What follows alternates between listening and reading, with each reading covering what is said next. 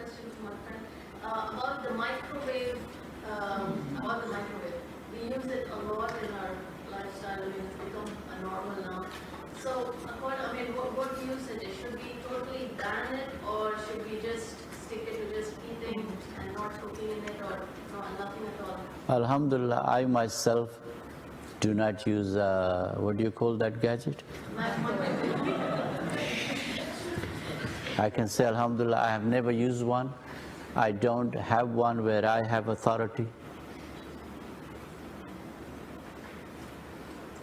I don't have it in my house, I don't have it in my practice, and I don't use it. And, so really, in terms of use of these modern technologies, you have to ask yourself if you can manage without it, is better. If you can't, your circumstances are such, then you should minimize it. Again, like the phone, most of us have a phone because we need it, but we try and minimize it. Similar with this thing you're talking about.